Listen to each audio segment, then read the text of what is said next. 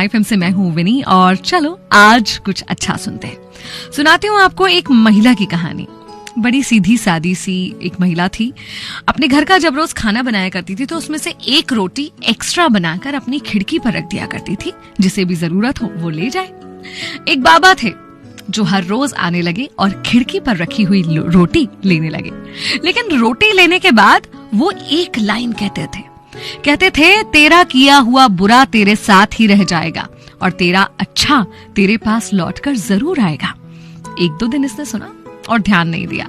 उसकी रोज की आदत थी, रोज अपने परिवार वालों के अलावा एक रोटी एक्स्ट्रा बनाती थी और उसे खिड़की पर रख देती थी।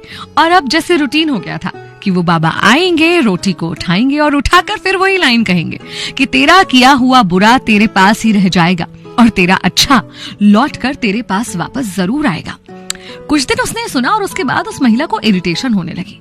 बोले, अजीब है ये आदमी, मैं रोज इसके लिए रोटी बनाती हूँ अलग से, आज तक इसने मुझे धन्यवाद तो दिया नहीं, आज तक थैंक यू नहीं बोला, और ये अजीब सा पता नहीं क्या बोलकर जाता है, मैंने किसी का क्या बुरा किया है। और एक दिन इतना चिढ़ गई कि गुस्सा हो गई। बोली, मैं ना इस बूढ़े बाबा से छुटकारा पाना चाहती हूँ। और गुस्से में जहर मिली हुई रोटी उसके लिए बना दी।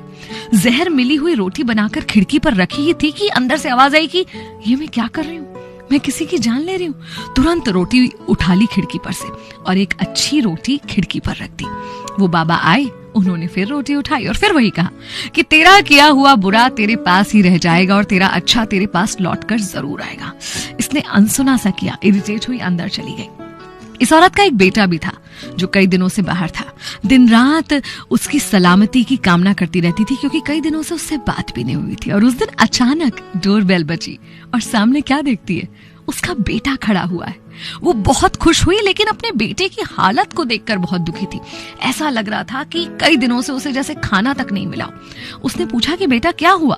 उसने कहा, माँ, मैं जिस देश में था वहां युद्ध जैसी स्थितियां बनी हुई थी, हमें कैद कर लिया गया था और किसी तरह मैं वहां से निकलकर वापस आ पाया हूँ।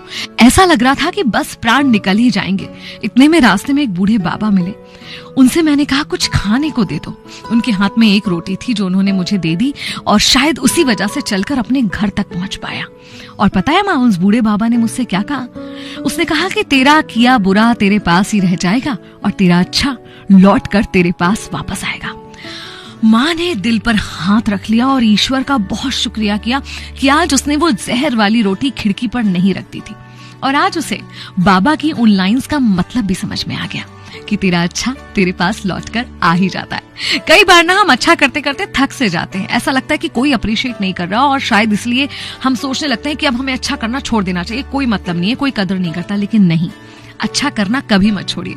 भले कोई उसके लिए अच्छे शब्द बोले ना बोले, भले कोई उसकी तारीफ करे ना करे, क्योंकि ये तय है कि आपके अच्छे कर्म आप तक वापस किसी ना किसी रूप में कभी ना कभी जरूर आ जाएंगे।